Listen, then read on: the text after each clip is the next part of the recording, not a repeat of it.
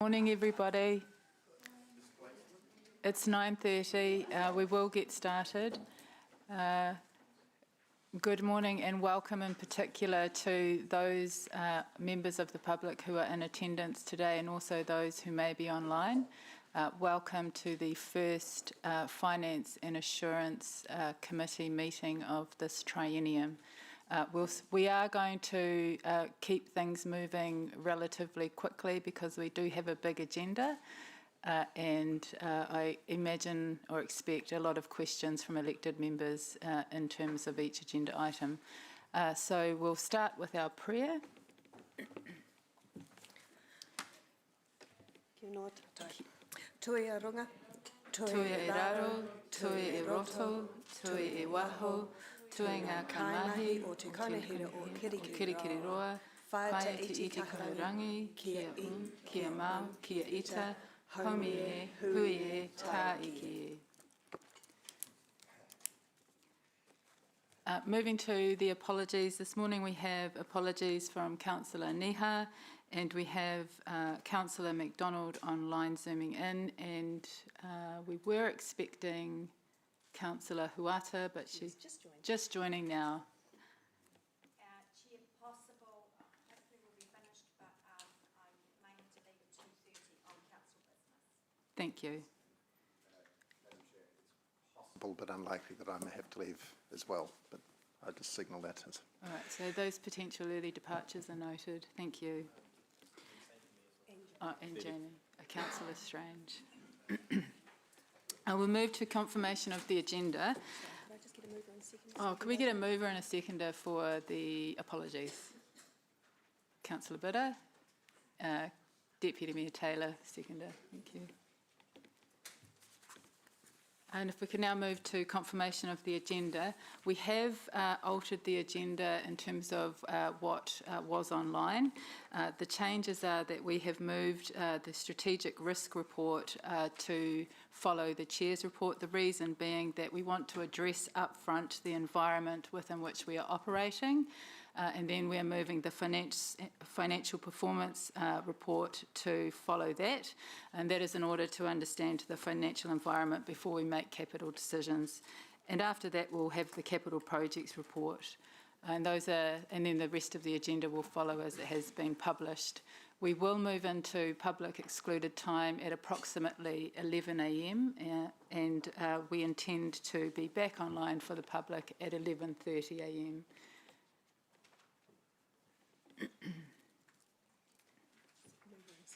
Oh yes, can I have a mover and a seconder for the agenda changes? Thank you, Councillor Moroney. Thank you, Councillor Pike. All in favour? All in favour? Carried unanimously. Do we have any declarations of interest? There being none, we'll move on to the public forum. I'd like to welcome John McDonald Worry to speak to us in relation to item 5, which is the Chair's report, item 9, non-financial service performance measures, and item 10, the internal audit and assurance update. Welcome, John. Kia ora.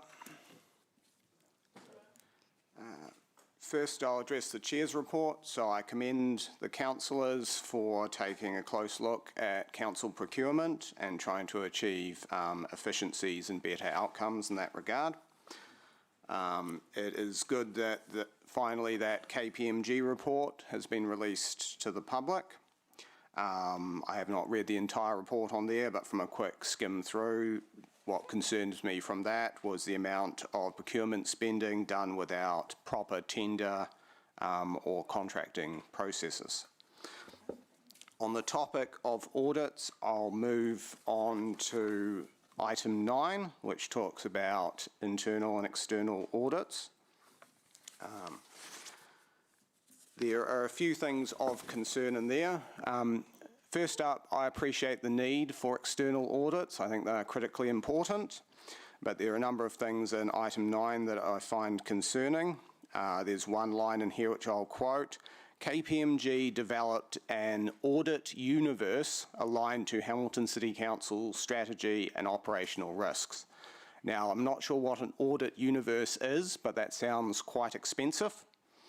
And there are a lot of external audits here. My concern with that is that, are we getting good value for money and good quality from all those external audits? And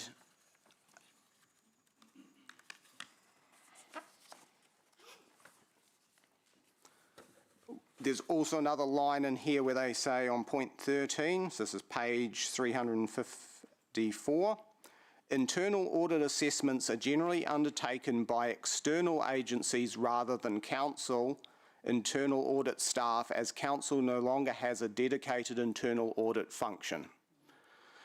So we need to have a culture inside council which picks these things up before we get a number of years down the line and we get an external audit report which condemns what's happening in council. It's a case of closing the gate once the horse is bolted, and you have a bit of an example of that on page 356, where they talk about 2 corrective action requests related to enclosure design and construction arising from previous animal escapes at the zoos were raised and resolved within the audit period, and the Ministry of Primary Industries confirming that appropriate corrective and preventive measures were implemented. So you've got animals escaping from the zoo, and then you get the audit and then a corrective measure. You should be encouraging staff at all levels of your organisation to be proactive and identifying problems and issues and room for improvement, not waiting for something serious to go wrong and then auditing it. Moving on to item 9, which are your KPI outcome measures, especially when you approach the next long-term plan.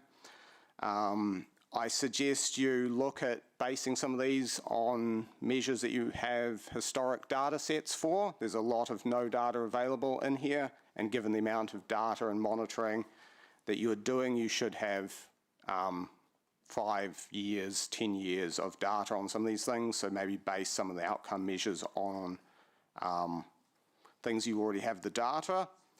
Try and be consistent in your measuring methods, and there have also been situations where there's moving of the goalpost when a measure is not being achieved, and we saw that back with road serious crashes and fatalities when they jumped up from 13 during a time period to about 23 within a time period.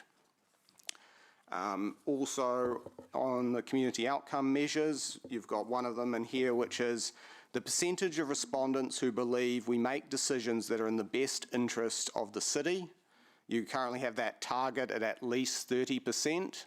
That might be a bit of a low bar, and you should be striving for more than 30% of the city believing that you are making decisions in the best interest of the city. Recurring complaint about items in your agenda. They're not searchable PDFs, a lot of the files, so you can't do a word search for a lot of the attached documents, which finds it very difficult to navigate. So can you improve that and have searchable PDF documents? And also links. We've got one of them on page 289 in here, where they're talking about percentage of qualifying footpaths within Hamilton meeting the level of service standard of less than 5 faults per 100 metre section. That should have some link to where we find that standard and what counts as a fault, because if that is 5 trip hazards on the 100 metre stretch of pavement between a retirement village and a bus stop, then that's quite concerning. If it's 5 minor cracks, that's a different story. So you hyperlinks to where you can find the details of how that measurement's taken and what standard you're trying to meet. Thank you. Thank you. We've run out of time for questions, so I'd just like to thank you for taking the time to come in this morning and to share your thoughts and concerns.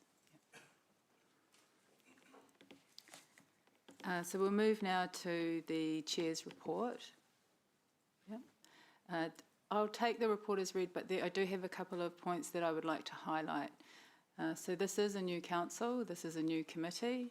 We have been through a very thorough induction process, as well as building relationships and testing appetites for various things and building trust with the team. We have a new mayor, we have a new chair, a new deputy, some new EMs. We have the same management team who have been adjusting to new expectations. From all of the discussions that Deputy Chair and Chair of the Procurement Subcommittee, Councillor Bidder, and I have had with the CEO and the CFO, I've formed the view that management and council do have a shared commitment to prudent financial stewardship and debt management, robust procurement processes, and delivering value for money for the community. The community was heard in relation to rates affordability. Mayor McIndoe has been leading annual plan work, which I understand is intended to reflect that the community has been heard, and he has been well supported by Deputy Mayor Taylor, Senior Councillor O'Leary, as well as staff in his work. Of course, Councillor Bidder and I support this work. Our principal advisor to this committee, the CFO, Gary Connolly, shares our strong interest in transparency and has been making improvements with the team across the financial performance monitoring. We are all well aware that there are areas for continuous improvement, and we intend to continue on the direction of travel which we are setting today, not only in terms of financial reporting, but across the board, including risk monitoring and our audit processes. Strategy and risk are two sides of the same coin, and our approach to risk is not an afterthought, but it must inform our strategy. Procurement, one of Council's most powerful tools. Clearly, there are areas of improvement. The great news to take from all of this is that this is accepted by the organisation and well understood. And I hope that we can reach agreement today to empower the team to progress the work program as soon as possible, as every moment lost is a cost to our community. I'm going to put up a motion which is an alternative to the recommendation in the report. And I just want to put some context around this.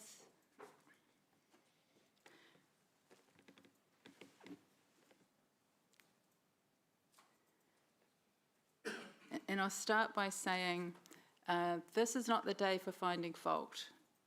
We don't have all the information to answer questions about why the April 24 procurement report is still marked draft, why previous elected members did not see the report, or why the response of the previous council was as it was.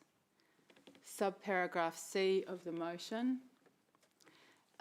is a delegation to particular elected members, the Deputy Mayor, Senior Councillor O'Leary, the Chair and Deputy Chair of Finance, to debrief processes with staff to ensure that we learn and seize opportunities for improvement.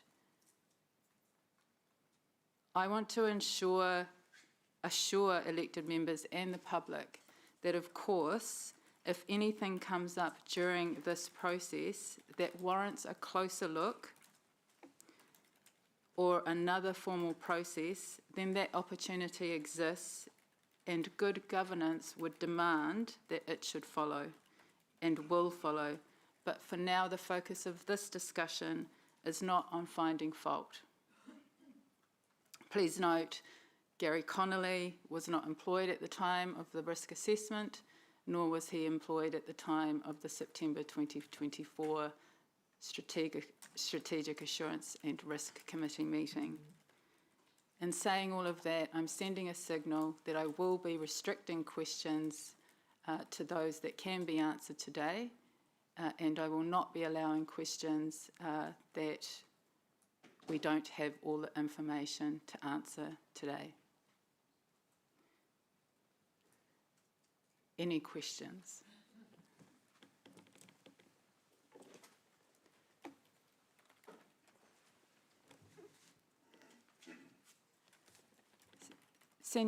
Deputy Mayor Taylor. Thank you, Chair. I've got a feeling that this question's going to get zapped by you, but I'm just asking it just because the report kind of begs the question. Do we have any kind of clarity at all on I mean, I've read the summary that went to the Strategic and Risk Committee in September 2024. Do we have any sort of clarity as to why, in terms of elected member involvement, it died there and it didn't go any further? I think you can anticipate what I'm going to say, Deputy Mayor. That is precisely why we have subparagraph C to the resolution. Okay. Do we have any clarity at all on why the full report didn't get to elected members? Again, I'm going to direct you to subparagraph C. You are part of this delegation, Deputy Mayor Taylor, and those questions will be answered as part of that process. Just a question, one other question. I guess if you look at the time frame from April 2024, we're almost into March 2026, so nearly 2 years has gone by. If elected members had been involved in this process, do you think, Gary, that we could have made faster progress potentially in resolving some of the issues pointed out in the KPMG report? I think that would be supposition. Would more resourcing have helped to accelerate that. the? Yeah. Thank you, Councillor Taylor.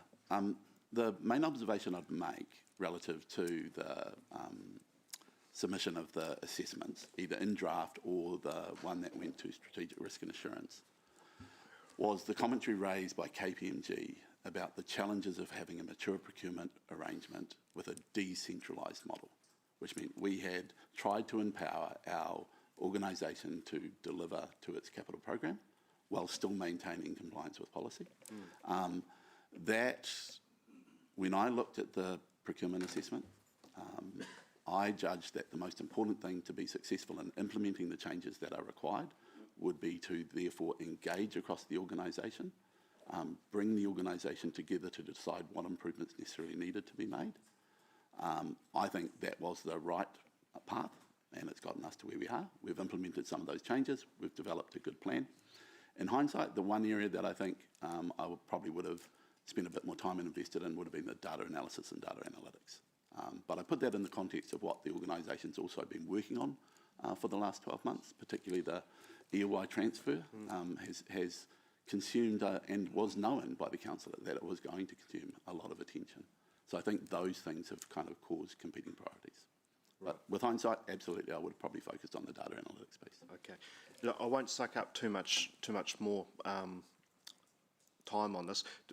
I guess for me, I'm wondering, there are a number of steps that you need to take to fix this or to make things better. Can that process be accelerated with more resourcing? So based on where we are now, and particularly I put it in the context of the work we've done with getting EOI to the point of releasing its water services strategy within the next week, onboarding elected members and focusing on the financial strategy that drives the annual plan and hits the long-term plan 2027, which I think is a significant priority. We have now started to put together the project team that will drive these improvements. As I say, we've done some of them already, some of the more critical ones, I think. I do believe we will identify additional resourcing that may help in certain areas, but I think we have to work through the improvement plan to make sure that that resource is used effectively and efficiently and at the least cost to ratepayers. All right, thank you. Senior Councillor O'Leary. Thank you, Chair. Just following on from Deputy Mayor's question, I just have 3 questions, but I'll follow on from him first. The motion says, and mine are all around process and scope of the motion, says in the first Roman numeral, including required resources. So resourcing, can I just be clear that that's resourcing to implement the program and to do the work of the subcommittee, as well as, or what is it? Is it that, or is it resourcing for all of the actions and the recommendations that are going to require tasks and farming out to departments to fix? Like, which is it, or is it both?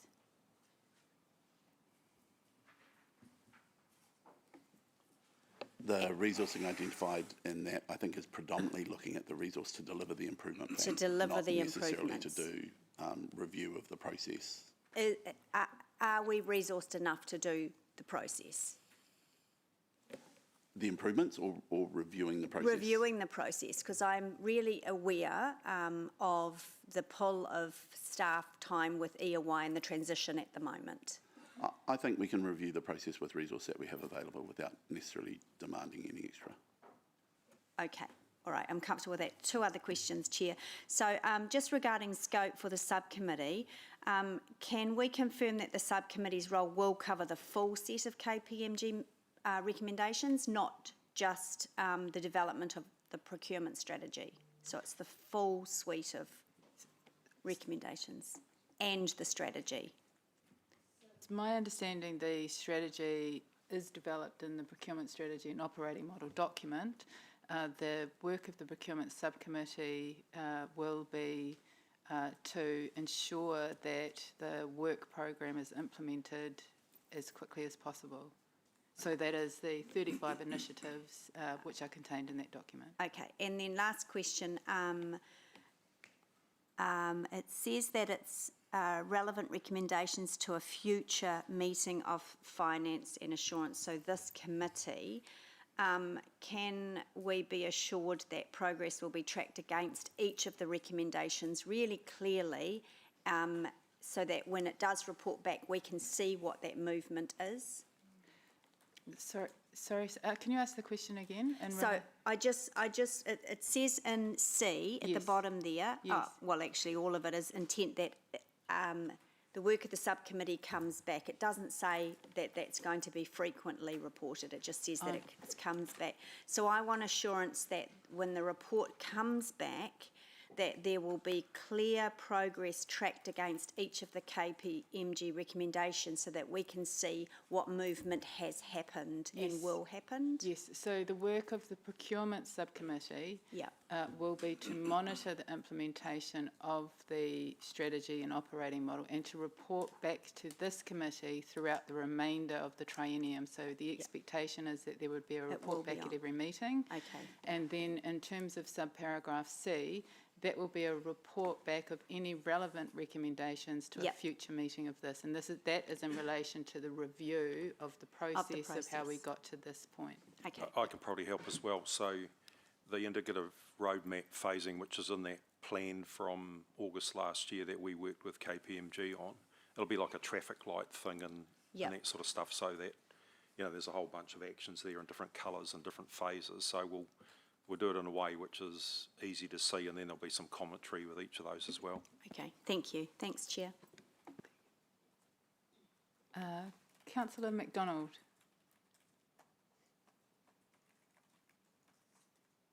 Thank you, Chair. I have three questions, and a moment. All right. So my questions are for Gary.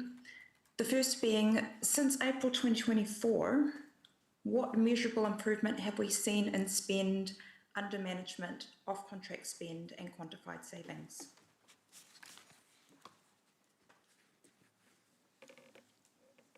The spend that we undertake is consistent with policy, so I'm trying to understand what the particular question is. If it was aimed, for example, at the note that's on page 19 of the agenda, with the spend analysis that indicates that 239.1 million of contracting went through non-tendered, the first thing I'd point out is although that was non-tendered, it was not necessarily not within policy.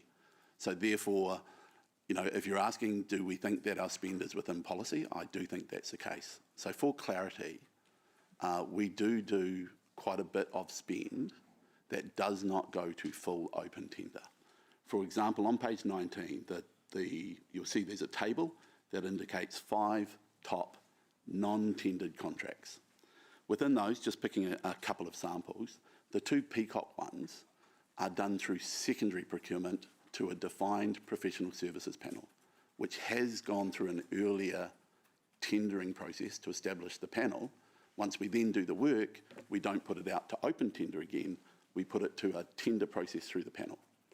In the draft KPMG report, that was identified as non-tendered contract work. Technically, that statement is correct, but in the context of compliance with policy, those procurements have complied with policy.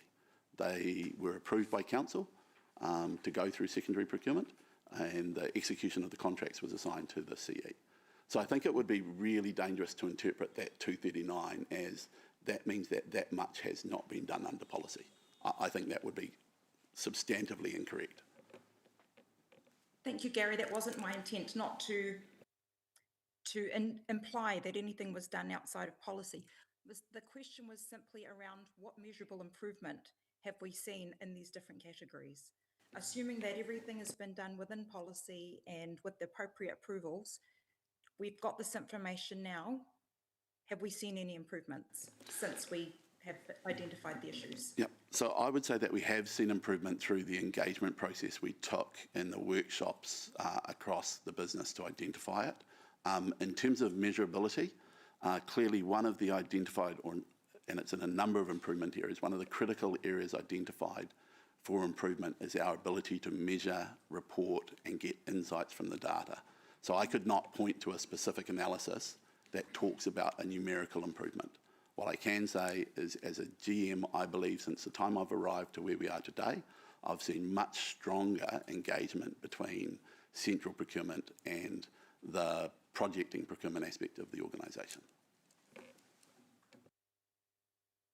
Thank you. That answers my question, my third question as well, which was about could we quantify it? But in terms of my other question was now, is procurement now mandatory in practice, or can some business units still purchase outside of central oversight? All purchasing occurs within policy, either through general policy, delegation to the CE, or through the procurement policy. So no areas of the organisation have exemption from following those policies. Okay, thank you. Thank you. Mayor McIndoe. Thank you, Madam Chair. Councillor McDonald definitely has asked one of my questions, and others have touched on aspects, so I might run them together. And I'll just make the opening comment, we're all in this together. You know, this is the challenge we all need to face. So can I ask you, Gary, what have been the most challenging aspects of the report's recommendations for your team to implement? And I'll just run another question. And how can we as elected members assist you and ELT and staff to ensure that we achieve the progress that everybody wants as quickly as possible, given that it's a very complex report and in some parts it's contentious? I hope that's clear. I can repeat it if you need me to. I think the most challenging thing I would point to would be capacity over the last 12 months. Therefore, you know, I've got a procurement team who's been trying to run BAU while focusing on these improvements, while the rest of the organisation has, rightly, had to prioritise other aspects of work such as and I don't want to keep saying it, but the EOI transfer. So the ability for the procurement team to actually actively deliver on the improvements over the last 12 months has been limited due to that, not due to not having additional resource available to them, but having the ability to engage with the rest of the organisation while they are focused on other things. In terms of support from governance, I think oversight is one of the most critical things. Oversight not only holds us accountable, it quite often gives us different perspectives that we may not see. So I think having that oversight is a critical element. I'm sure as we go through the implementation, we will find things where we may need additional support. I don't know what those are at the moment, but when we come back, I mean, we'll critically need to identify, in order to execute, resources required. If we want to execute faster, different resource may be required at different times. So support from governance in terms of understanding that, supporting the decision on what we can and can't prioritise would be most helpful.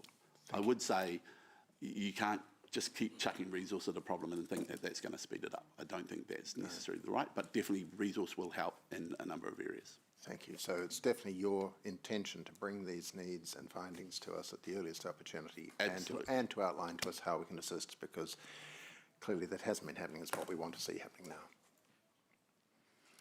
Can I just jump in? This is about a system change. And KPMG were very clear around a decentralised model versus a hybrid model or a centralised model. And they pretty much said that if you have a decentralised model, you're probably never going to score above a 1.5 or a 2 anyway. So I think it's really sage advice that they're giving for an organisation that's gone from 100 million a year in CapEx to, well, you know, north of 350 million, depending on what year it is recently, and that we actually have to change our model. So that's going to systems change will take, and what Gary talked about is having the workshops with the 50-odd people who do most of the procurement in the organisation, not just through Igor's team, but across Kelly Stokes' team and the community group, et cetera, et cetera. So it's actually taking people on a change management process, and the way you take people with you is to actually get them to believe in what you're doing. And I think as governors and senior management, we're all on the same page about where we go. It's just, and then it's for us as we've been going on the journey to take all the staff with that, remembering that they're doing their day job and trying to, you know, get crank projects out and things like that. So I think that will take a little bit of time there, Tim, but, you know, we get the message pretty clear around accelerating this and standing up a team with, you know, a program manager from our business improvement team and maybe some other resource, which Gary and I are just working through at the moment, then we'll be able to move forward and, you know, start moving through sequentially through those actions that KPMG have outlined to us and worked with us on, which I think is a really good roadmap. I just want to make the point that we are at where we were in terms of time, where we were supposed to be to start the next item, and we still haven't debated. So if we can keep the questions, and I'm sorry, I apologise, it's partly my fault, but if we could keep the questions succinct and the answers from staff succinct as well, and just answering the question would be very helpful. And Councillor Mead. Thank you, Chair. So I'd just like to acknowledge you and Andrew and the staff for the work you've put in the last 4 weeks of getting to where we've got today.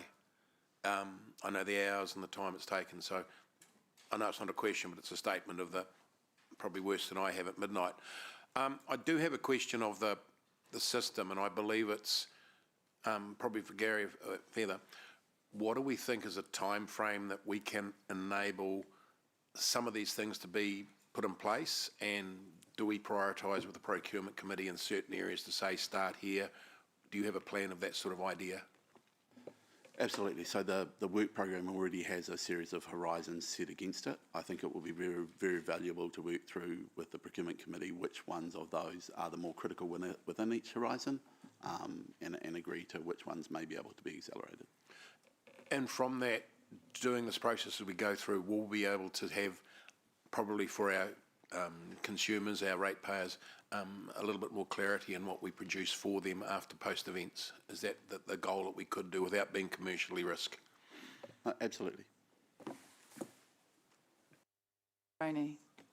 Thank you, Chair. My first question is around the resources that may be required. Where would that request be made to?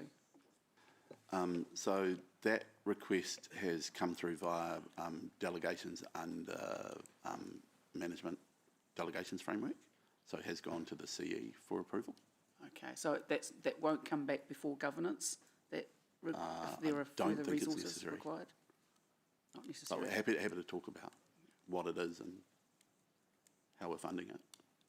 Thank you. And my second question is really just as a newly elected member just trying to understand one aspect of the governance part of this picture, and that is with the Strategic Assurance and Risk Committee. Was that committee chaired by an independent person rather than an elected member? Is that correct? It was. Okay, thank you. Councillor Pike. Thank you, Chair. Many of my questions have been addressed prior to this meeting, and Councillor Leary took mine on reporting back on progress for each indicator, so thanks for that.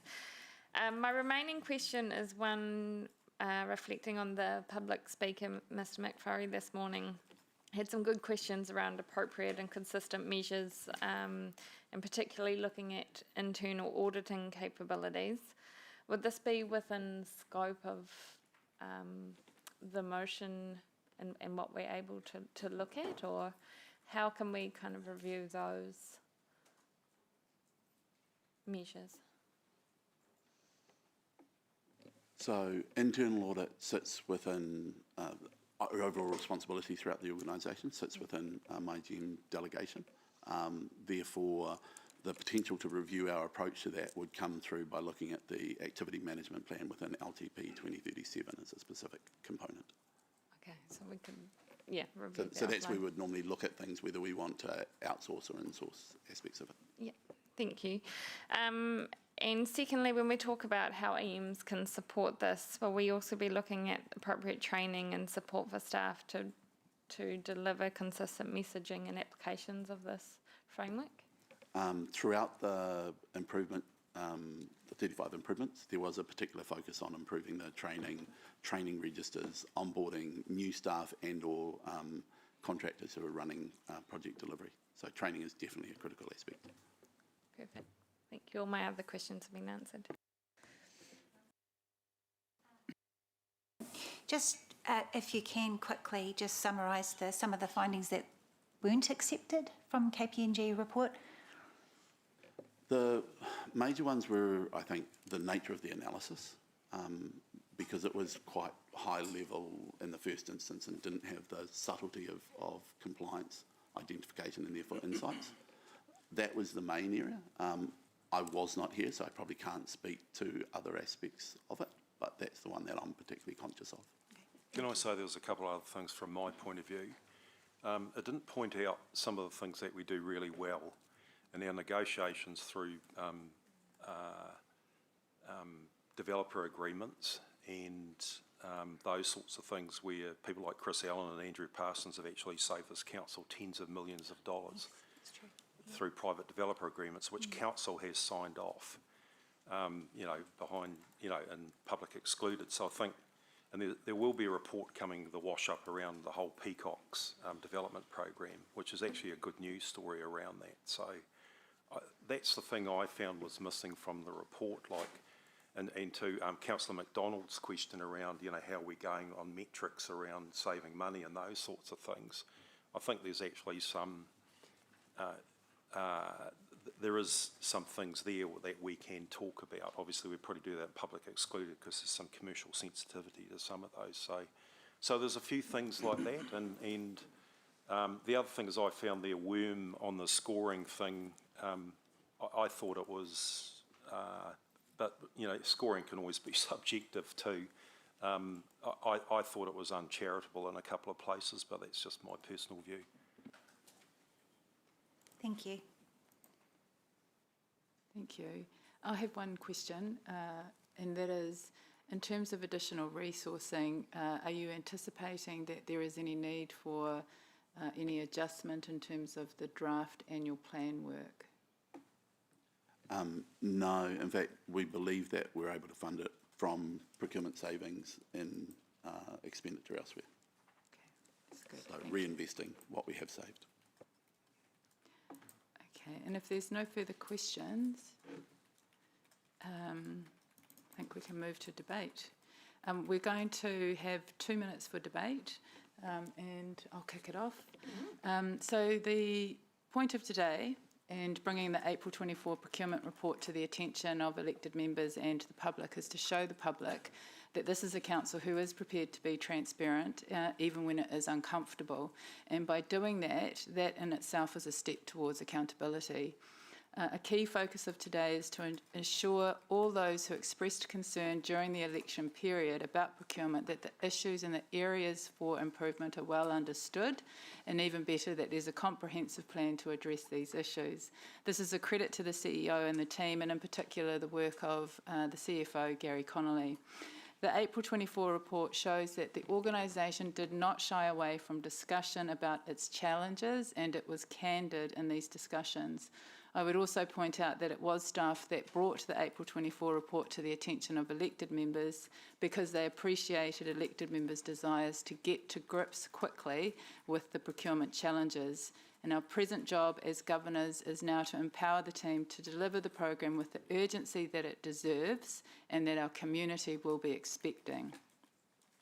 This, of course, must be balanced against practical considerations, but we can never lose sight of the fact that every month lost is a month that costs, and it is our community ultimately that is bearing that cost. We do not have all the information in terms of how we got to this point. Understandably, people want to see those questions answered, but that is not the topic of focus for today, and we should be cautious about drawing conclusions or inferences from an incomplete set of facts.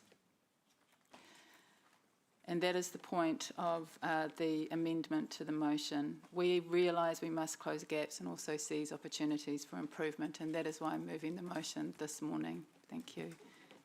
Councillor Bidder. Thank you, Chair Rachel.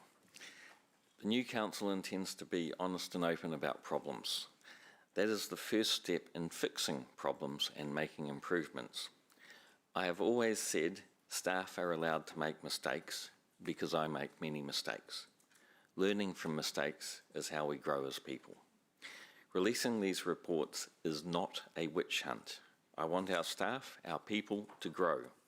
It will take time to learn better systems, but our goal is better outcomes for the public, so I encourage all staff to make better procurement a priority for the organisation.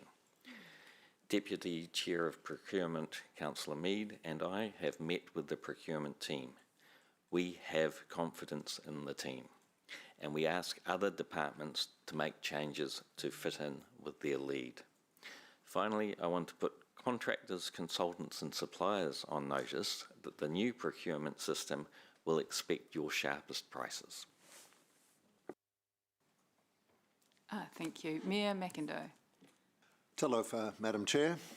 In acknowledging your first report as Chair of our new Finance and Assurance Committee, I want to place on record my considerable appreciation for the impressive work that you and your Deputy, Councillor Bidder, Chair of our new Procurement Subcommittee, have been undertaking in your new roles. You campaigned last year on the slogan, Head for Detail, Heart for Hamilton, and you have been demonstrating that approach from the moment you were elected. Today's first meeting of this new committee seems to have been a long time coming, but I acknowledge that a huge body of work has been undertaken to get us to the point where today we will be setting important future expectations for Council's fiscal management, consistent with the undertaking so many of us campaigned on last year, and in response to the concerns of many of our ratepayers. Thank you for acknowledging in your report my determination to reduce the projected rates increase for the next financial year from the 14.6% that was indicated for 2026-27 in our long-term plan. I issued a press release yesterday repeating that commitment in conjunction with a similar announcement from the EOI board.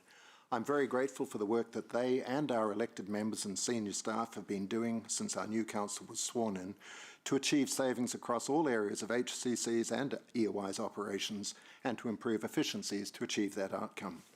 With that firm priority, an important contributor will be the commitment signalled in your report to accelerate work to address the disturbing concerns raised in the 2024 KPMG procurement report. I'm pleased to note a shared determination between staff and elected members to deliver the improvements recommended in the report, and I acknowledge the commitment of our new CFO and our CE to lead this work. Our ratepayers will rightly hold us all to this, and I'm determined to deliver the results they are seeking while preserving all that is special about our wonderful city and preparing for the future growth that will come at considerable cost. This committee has vital work to do and my full support in getting stuck in. Councillor Pike. Thank you, Rachel.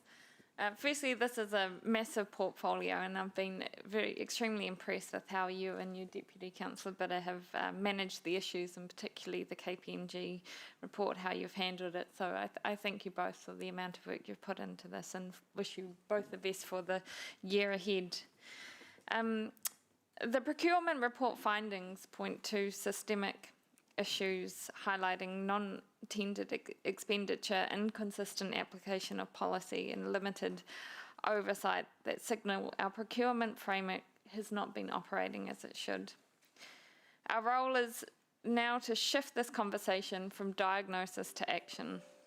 The commitment to accelerate and respond directly to the KPMG recommendations and bring regular updates back to this committee is essential. Our role here is to ensure that procurement is transparent, consistent, and delivers value for money, not just to satisfy auditors, but because every dollar we spend is public money and public trust matters. I'm encouraged that the item before us is forward-looking and time-bound, and what will be important is that we maintain momentum, resource this work appropriately, and hold ourselves accountable for change over the triennium. This is not a blame game. This is about action and how we can make progress together for our community. I thank everyone for their work on this, and I'll be supporting the motion. Thank you, Senior Councillor O'Leary. Thank you, Chair. Just tautoko the comments around your first Chair's report and the work that you and your deputy have done to bring this Chair's report to us. Look, it's not. I'm not pleased to see it. Procurement matters. It is ratepayers' money, as others have said, and we have to get it right. A reactive control environment at the scale that we operate in is something that we must take seriously. I've watched our capital program grow over the years, and recently it's grown significantly, and when we're operating at that scale, even small gaps in systems can have financial consequences over time. So I fully support the committee doing the detailed work, but this committee still must receive clear, structured reporting back with measurable progress. And I'm comforted by the Chair's motion that that will happen. I also support taking a really close look at the reporting process around the earlier audit material. I think that that's important. And those are questions that we are unable to answer today. If there are gaps in how information flows to elected members, then we need to identify that and make the improvements required. So very happy to support the motion, and again, thank you to you and your deputy for bringing this forward to us. Thank you, Chair. Thank you. Deputy Mayor Taylor. Yeah, thanks, Chair. Look, I'm disappointed, obviously, because I think it's a bit of a story of missed opportunities for me. There's been questions about, council's procurement practices for a long time. How much are we spending to get things done? Are we depending on too few consultants or contractors? Is there enough control and oversight? And it was one of the biggest issues in the election and going into the election, really. So obviously I was disturbed by the seriousness of the points raised in the KPMG report. And I accept that there were some mistakes in that, and there was also a lack of context. And I also accept Lance's point that we're probably better at negotiating PDAs than any other council in the country, I think. But it's clear that there's, improvement needed. And obviously I was surprised that the full report in its entirety was never provided to elected members to see as a whole, particularly given the concerns around procurement and spending. So what it's meant is that elected members were effectively kept in the dark on an issue that was already concerning them. And it's a shame, because I think if we'd all been involved, we would have pushed for more urgency to turn around some of these systems. On the bright side, look, I'm really pleased that the procurement subcommittee, led by Councillor Bidder, has the responsibility of leading improvements in the area, alongside the CFO, who I've got a good deal of faith in. So I hope we can sort these problems out as quickly as we can. Changing systems, I get, is not a quick, it takes time. But it needs to be fast-tracked as much as possible. This Mayor and Council were elected on providing scrutiny on spending. This is a significant opportunity. It's come to our attention later than it should have, but let's make up for lost time. Thank you. Thank you. Councillor Mead. Chair Corrales, the KPMG asks as many questions of which we as a whole need to answer and develop. There's new systems to understand, new councillors to learn about systems, and staff to learn new councillors. New ways to deliver that deliver visibility, transparency, and most of all, I believe the procurement and the finance and the whole team, we're going to regain a trust between ratepayers and the whole council. The community's been screaming out for the ability to look at things, as have many of us who stood for council this time, and I presume at times many of the staff as well. We've got to look at this as say, what's happened has happened. We now have something in front of us to make changes for the future. And looking back will only give us a stiff neck. If we start looking forward and utilising what we have as quickly as we have, we're going to make a vast difference to what's going on in council. I have to thank the staff for putting up with me and others over the last 4 months, asking lots of different questions. We're here today, now we've got the beginning of lots of answers, and Gary, Lance and your team, thank you, and the people who've been working on this. I think this is a halcyon moment for Hamilton City Council. I'll be supporting motion. Thank you. Councillor Moroney. Thank you, Chair, and first of all, congratulations on your first Chair's report. I think it raises all the right questions and makes the right statements on behalf of the new council, so congratulations to you and your Deputy Chair. I want to also commend the staff for ensuring that as early as our own orientation as newly elected members, this KPMG procurement assessment report was put squarely in front of us, and we had a lot of opportunity to focus on its contents. So that's been my experience. I want to also reiterate that what we do next is the most important thing. What we did before becomes something to learn from, but what we now do is what is going to matter for the city going forward. And I look forward to my part in that as a member of the procurement subcommittee. I too want to talk about why we're even talking about procurement and processes and policies and transparency and all those things.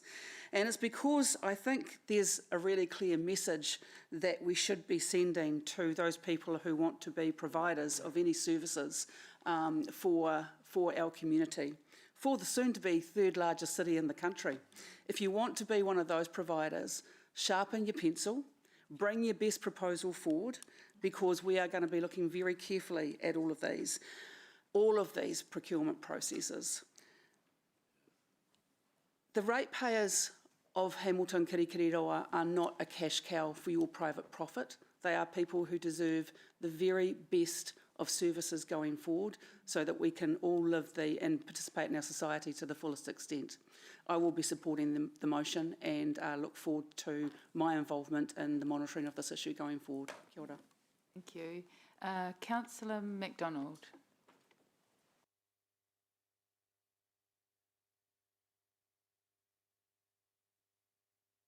Thank you, Chair. First of all, thank you for bringing this report to us and for putting it out for transparency and for us to do better. Our community needs us to do better.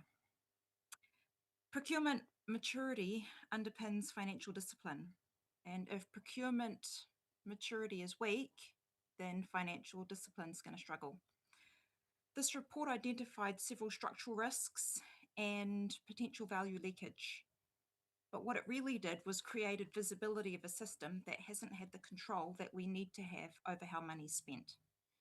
I will support the motion because it moves us from diagnosis to delivery. Accelerated implementation with resourcing, and I look forward to hearing the reporting back to this committee. But implementation alone isn't enough because we need strong systems going forward to sit alongside clear accountability for how those systems will operate going forward. Accountability is about ensuring that controls are real, measured, and that they are enforced. Because when we get this right, we change the operating discipline of our organisation. Thank you. Thank you. Councillor Liu. Thank you, Madam Chair. I would like to acknowledge and appreciate the significant time and effort you and the team have put into this work. I support the focus on strengthening our procurement strategy and operation model. Given the scale of Council's expenditure, strong procurement discipline and governance are essential to ensure efficiency and protect repairs value. I look forward to seeing continued progress. Thank you. Thank you. Councillor Thompson. Thank you, Chair. Firstly, well done on your first Chair's report, and I will be supporting the motion. I want to thank you and your Deputy for the work that you've done to bring this report to elected members and also to work on a pathway forward, and also acknowledge your leadership in terms of really focusing on what we do next and ensuring that this is an opportunity for learning for our council and continuous improvement. I also want to acknowledge all the work of the Procurement Committee to come and thank those elected members for the time that they will be putting in to bringing recommendations to our council. Thank you also to staff for actually commissioning the report in the first place to look into how we can improve our procurement processes, and for the huge amount of work that has already occurred to put together actions and to take action to improve these processes. I think it's important to acknowledge that work that has already occurred as well. Thank you. Thank you. Councillor Casey Cox. Yeah, thank you. I agree with Councillor Thompson that we did commission the report in the first place, so we were obviously open to the learnings that it was going to provide us. So I want to acknowledge the staff involved in that. And they clearly knew that change was required because the scale of our business had increased so hugely. So, yeah, just want to really acknowledge that thoughtful work. And thank you, Rachel, and Councillor Bitter and Councillor Rachel for bringing the report to light. It is really good to have full oversight over it. It's also really good to hear the reminder from Gary that the report isn't perfect and that it does not paint the full picture. When we do have our procurement panels, we're actually doing exactly what we're all talking about here, which is trying to be efficient and save money. And so it didn't highlight all of the good work that is done. And I think that does need to be addressed going forward, and we do need to do better about letting our ratepayers know when we do have savings, and they are significant, as Lance highlighted. So I look forward to the work going forward. Thank you. Thank you. Councillor Strange. Oh, thank you, Madam Chair, and I'd like to echo what the others have said to congratulate you. I speak in favour of the motion. I think there's a key role we can play as council in terms of supporting our local businesses, supporting our local economy. I understand that many times when we go out for tender, there's actually only one company who can do the work, so it's not a competitive process. And I'm sure that we would all like to see our local businesses grow, to increase their capacity, to also increase the competitive nature of our local economy. I'd like to see us continue to do what we can to prioritise our local businesses. Obviously, we've got to balance that with getting the best price for our ratepayer, but at the same time, seeing what we can do. The key role we can play in terms of our local economy. Also like to acknowledge the work our staff do. They have been under the pump recently, and also like to acknowledge that. Thank you. Thank you. That's everyone has had their say, so we'll go to the vote. No, I'm comfortable that all that needs to be said has been said. I'm moving the motion. Councillor Bitter is seconding. All in favour, say aye. Anyone against? No. The motion is carried unanimously. Thank you. And so now we're moving to the Strategic and Operational Risk Management Report. I'd like to welcome Nick Whittaker. Oh, hello. And I would ask, Amy, if you could put up we have a motion that will be moved by Deputy Mayor Taylor and Senior Councillor O'Leary. And the motion proposes that your report is received and that and notes that a workshop has already been scheduled for the elected members to work through each risk. I'll read it out for the benefit of the public. So the workshop is to be scheduled on the 29th of April, which will include a discussion around the appetite controls, residual risk assessment, treatment strategy, and where relevant treatment plans. And this discussion will also consider whether there are additional risks that aren't currently present in the risk framework. So I think I just want to put something out there, and I don't want to limit people's opportunities for questions, but if everyone's happy to take the report as read, given that we will have a workshop where we can have a detailed conversation about all of these things, then we could move straight to debate, if anyone. So no questions? Okay, that's excellent. Did you have anything burning that you wanted to say? No, I'm fine, Councillor. Okay, that's good. And is there any debate? Do you want to speak to your motion?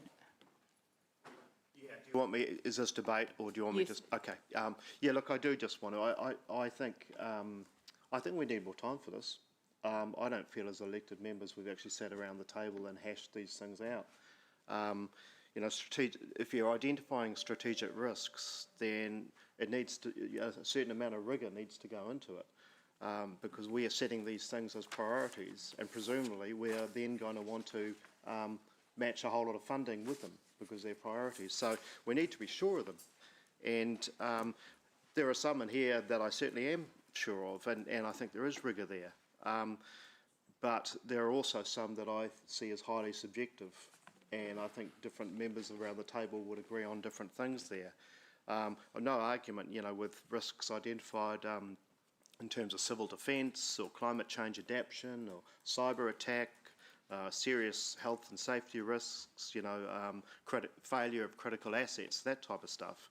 But there are other ones there that I think I'm less impressed with and wouldn't support. You know, I had a chuckle about the organisational risk, failure to maintain trust and failure of stakeholders. Well, it goes straight into reasons for that, such as myths and misunderstandings and the dangers of misinformation. Well, I find that subjective and self-serving.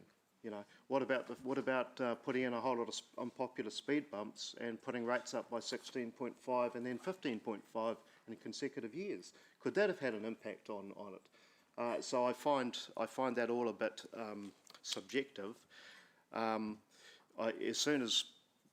As soon as I see people talking about misinformation, it turns me off, because what one person sees as misinformation, another doesn't. You know, if you asked me, I would say most of the news media we see is pretty close to misinformation at times. It's pushing a slanted view, and I think it's actually divisive. And so that's my view. So let's not get into a discussion about misinformation now. But I think there are some other ones there that I have questions about too. I see failure to gain confidence and trust of iwi and Māori. Well, really? So we've got the Mangai Maru, we've got 2 elected members there. Where did this one come from? How was it generated? It certainly hasn't been discussed around this table. Is it simply there so that we can get more funding for Hupo Manawa Ora and the LTP? I think we're lacking rigour in some of these things. Are they real risks, or are they just subjective? We need to hash it out. Thank you. Councillor O'Leary. Happy to second this. My motivation is a little different from the Deputy Mayor, but we're coming to the same conclusion. In the past, we have whiteboarded black swan events. And particularly when we've had a new council, we've gone into the committee room and we've whiteboarded what are the big risks, what keeps you up at night. Now we have got a new council, we have a new mayor, and we haven't done that as an exercise. And I've always found that particular exercise very informative and very helpful. The other thing is, and I have always mentioned this over the years that we've done the whiteboarding of black swan events, is that when prior to the Christchurch earthquakes, those members sat round the table and did that exercise, and actually not one of them put up earthquakes. So it is important to regularly do that.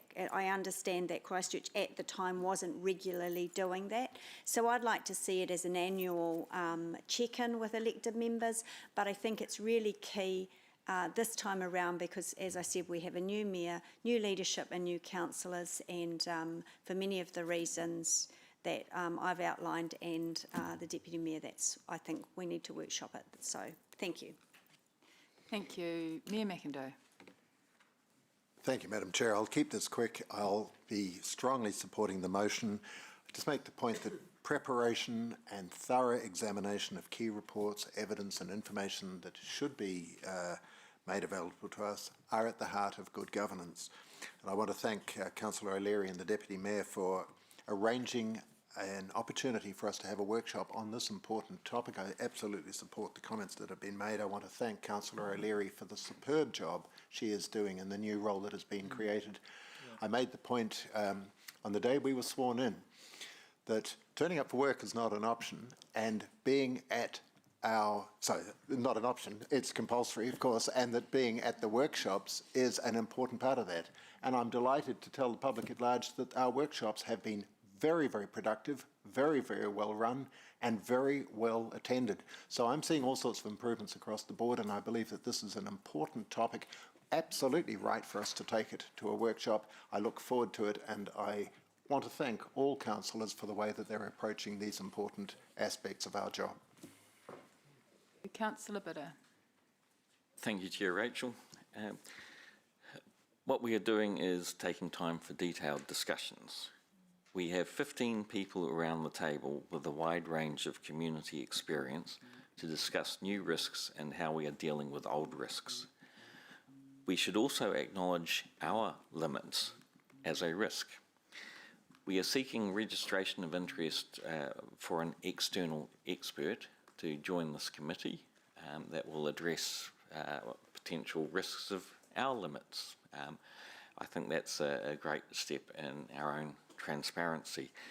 Waiting until April to discuss this in a workshop will allow time for an appointee and also for our Mangai Maori to join us in this. Thank you, Councillor Bitter. Councillor McDonald. Thank you, Chair. The Deputy Mayor has actually touched on the essence of my curiosity in terms of the rigour of the risk setting. I know that several of the residual risks remain at very high or extreme levels, and that may be appropriate given the environment in which we're operating in. But for me, it raises a question about how rigorously we're testing those ratings, because I'm particularly interested in how we guard against normalising risk, elevated risk over time, and whether these residual scores are being independently challenged in any way. This register underpins our capital planning and how we spend money, our long-term financial decisions, so it's important that we have confidence that the risk factors that are set actually reflect reality. So, subject to ongoing scrutiny, I will look forward to the workshop on this. Thank you. Thank you. Councillor Mead. Alice, mine is very much about, as a new councillor, we've had so much paperwork delivered to us before meetings. We don't want to rush into decisions that potentially could bite us later on. And I think this is the start of having a council who's prepared to discuss with staff, with experts, with each other about each thing that's coming up that's important to the generation of this council. I think this is a line in the sand from us to say we want to look at things, we want to discuss things, and we want to get good outcomes for our ratepayers and for our council. And for me, I'll be supporting this because I think this is the right way to do it. Councillor Mead. Councillor Casey Cox. Yeah, thank you. I was just, yeah, if you want to be kept up at night, you just need to read the risks that we've already identified. Last term, I wasn't a member of the Strategic Risk Committee, but I did go along on occasion, and I always left feeling like, worried, basically, and concerned that these strategic risks were not really informing our planning, or I couldn't see the connection. So I'm really, well, I could see them sometimes, but not always. And one of the examples that I always worry about a lot is the climate change risk. And I guess, and I remember in the long-term plan conversation, there was a debate around climate risk and how we assess it. And I felt like actually councillors, not from their own fault, didn't have a good understanding of what we were talking about. partly because we hadn't had enough time to explore the risks in the first place. So I really am thankful that this work is going to a workshop. And I do think that in terms of climate risk, we're doing a lot of work to identify what they are, but we're not doing enough work to mitigate them going forward. So I really will look forward to how this work then informs our long-term plan and our budgets. Thank you. Thank you. Councillor Liu. I support this report.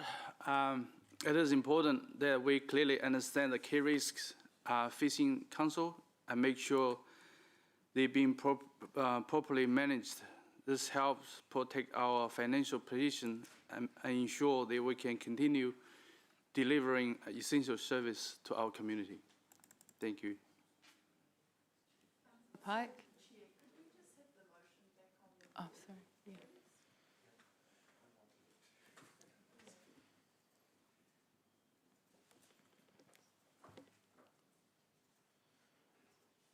While it's being put up, Councillor Pike. Thank you, Chair. Look, just quickly, I support the motion. There's some serious risks that are highlighted here that need to be well canvassed. My mind also always hones in on emergency management, especially in the light of recent events. And I appreciate we all have our areas of interest, but the workshop will help us all understand our shared risk and ensure that our settings are right, any gaps are identified, and that we're well educated on how we're able to resource and address them appropriately. So I thank those who worked on the motion and look forward to the workshop and the recommendations that come from that. Councillor Thompson. No, thank you. Thank you to the mover and seconder. Well, I don't endorse all comments that have been made to this point in terms from the debate. What I do fully endorse is us working as elected members to actually develop these strategic risks, because they are core to then informing what decisions we make through our long-term plan and what we resource and fund.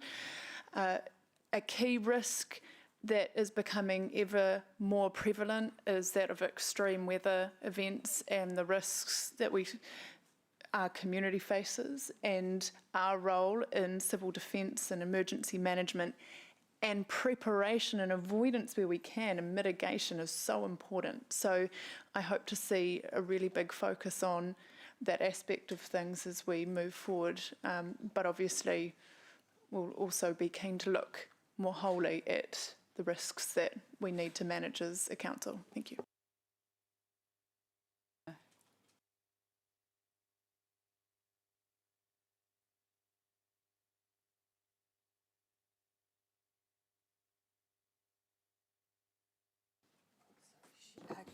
Councillor Huata, can you hear us? Can you hear us? I can hear you all loud and clear. Oh, cool. Amongst the thunderstorm here at 5:30 a.m. in the morning in Perth, so it's good to be able to connect and have this ability to be able to still participate.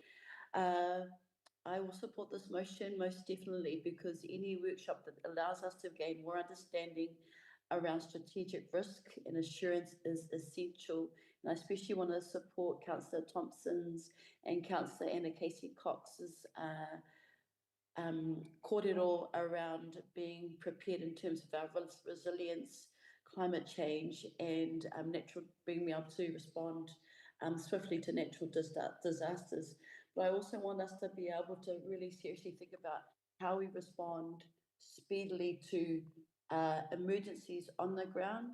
It's concerning to me that within the last couple of months, Hamilton City Council has been put on notice by the Waikato Regional Council for some discharge, and I know the situation was addressed, but it wasn't addressed in a timely manner. And with the impending potential restructures of regional councils, that is something that we need to preempt and be mindful of, is that we are still maintaining our responsibilities on a local level and being able to react immediately when we need to, because that was why we were put on notice, because we didn't react in a timely manner to ensure that those emergencies on a ground level were seen to. In the previous motion that was put up in our village impact, also in terms of what I support there is the strategic risk 1 and strategic risk 6, I think it was, about how swiftly react to what national government puts upon local government and how we have to be agile in that space. And I do really believe that that is a strategic risk that we need to be prepared for. And I do thank James Clark and his team for the constant flow of being able to, as elected members, input into different submissions to government on the incessant flow of reforms. Thank you. Yeah, sorry, Councillor Huata. Just for myself, obviously I said in the Chair's report that strategy and risk are two sides of the same coin, and we are a new council, we have a new mayor. Risk is a critical function of our governance, and we should take this really seriously, and I don't think it is enough to abdicate the whole matter to staff, and for that reason I 100% support the motion. So if everyone has done with their debate, then we can move to the vote. So Deputy Mayor Taylor has moved the motion, Senior Councillor O'Leary has seconded. All in favour? Aye. Anyone against? No. Carried unanimously. Given where we're at with time, what we are proposing is that we would move into public excluded time, take 15 minutes for a break, come back for public excluded time at 11, and be ready to come back to the open agenda at 11:15. Principally because we are not going to get through the whole financial performance monitoring report between now and 11 a.m, which was when we were going to break. So if that is, everyone's amenable to that, then we'll, can I have a thank you, Councillor Lou. Andrew would like to make a statement. Oh yes, and Councillor Casey Cox will second the motion, and Councillor Bitter. Thank you, Chair Rachel. Just want to have an amendment to the standard motion for moving to public excluded on the basis that some discussion may be confidential, but it may not. So I'd like to have an amendment that in the interest of transparency at the end of PX we move non-confidential minutes into the open meeting. Yes, and we will address that motion in the public excluded time, but thank you for signalling it. So all in favour? Aye. No one against? That's great. Thank you. We'll take a break. For those online, we will be back roughly at 11:15. Elected members, 11 o'clock back in here for public excluded.